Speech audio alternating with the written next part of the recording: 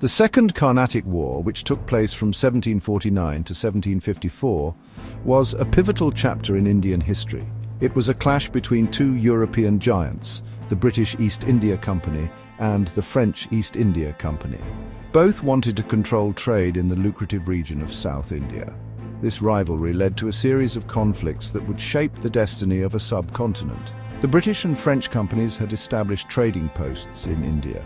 They were initially focused on commerce. However, the ambitions of both companies grew. They began to interfere in local politics. This interference led to alliances with Indian rulers.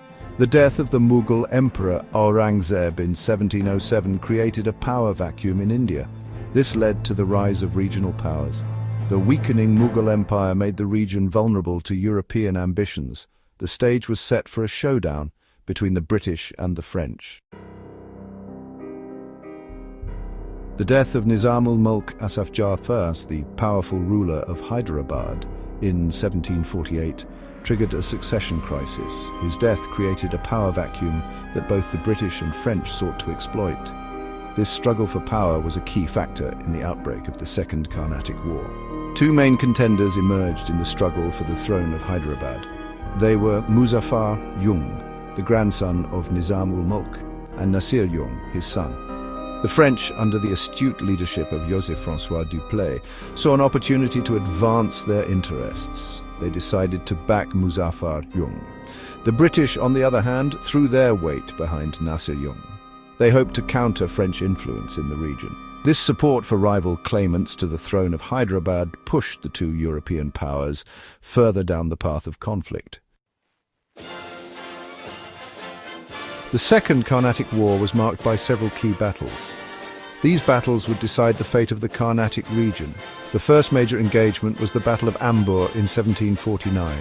In this battle, the French-backed forces of Muzaffar Jung secured a decisive victory. Another pivotal moment was the Siege of Arcot in 1751. Robert Clive, a young British officer, led a daring defence of the city against a much larger French and Indian force. Clive's successful defence of Arcot is considered a turning point in the war. The war also saw the emergence of new military tactics. The British and French forces employed European-style infantry and artillery. They also relied on alliances with local rulers to bolster their forces. These alliances added another layer of complexity to the conflict.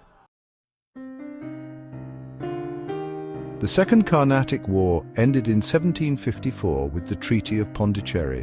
The treaty restored the status quo ante bellum. This meant that things returned to the way they were before the war. However, the war had significant consequences for the future of India. The British emerged from the conflict in a stronger position. They had successfully defended their interests in the Carnatic. The French, despite their initial successes, saw their influence wane. The war had weakened them. The Second Carnatic War was a significant turning point. It marks the beginning of British dominance in India. The war paved the way for the rise of the British Raj. This would have far-reaching consequences for India and its people.